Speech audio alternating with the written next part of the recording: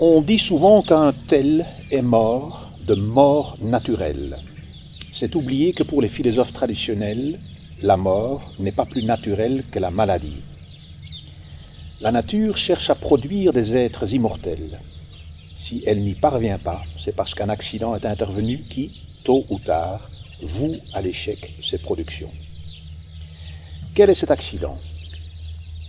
Nous sommes conscients que la réponse donnée à cette question par les philosophes va faire froncer de nombreux sourcils, lever au ciel des regards lassés ou incrédules et hausser des épaules perplexes. Le monde d'aujourd'hui a mis au placard, en effet, le péché originel.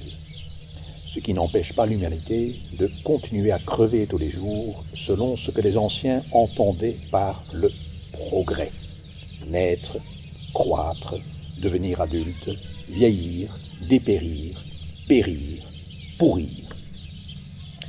Peut-être l'idée du péché originel heurte-t-elle nos contemporains parce qu'elle a fini par être mêlée à un moralisme stérile qui ne résout de toute manière pas le problème de la mort, ou parce qu'il l'associe à un récit mythologique invraisemblable, où un serpent doué de paroles provoque, chez un couple légendaire, une mendication fatale. Ou tout simplement parce qu'en taisant et en oubliant le péché originel, on espère échapper à ses conséquences. Chacun a ses raisons. Quoi qu'il en soit, voici d'abord une explication étymologique du phénomène de la mort. La mort doit son nom à la morsure du premier homme, car c'est en mordant le fruit de l'arbre prohibé qu'il encourut la mort.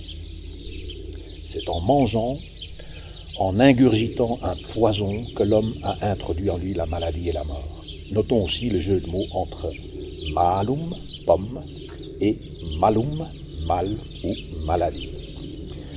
Dans une image célèbre de Berthold Furtmeier, on voit que d'un côté de l'arbre, Ève met dans la bouche des pécheurs le fruit du péché originel, figuré par une tête de mort, tandis que de l'autre, la Vierge donne aux fidèles le fruit qui les guérira, le corps du Christ sous l'aspect d'une hostie. L'Église donne à l'hostie le nom de médicament.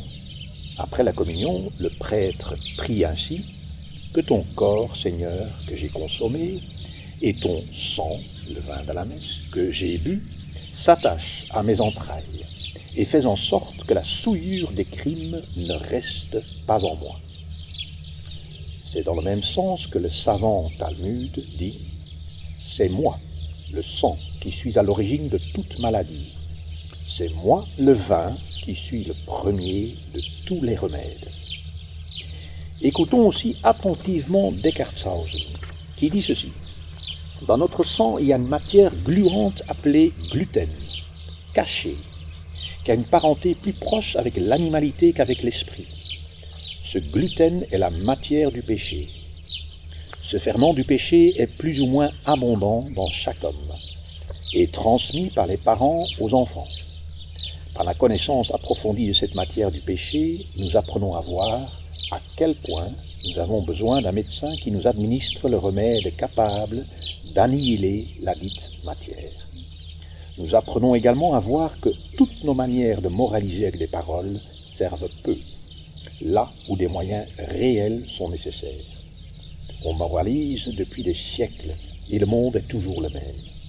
Le malade ne deviendra pas convalescent si le médecin ne fait que moraliser à son chevet.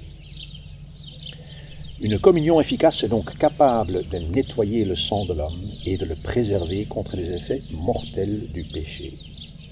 Nous lisons au sujet de saint Paul « Comme Paul avait ramassé une certaine quantité de fagots et les avait mis sur le feu, une vipère fuyant la chaleur mordit sa main.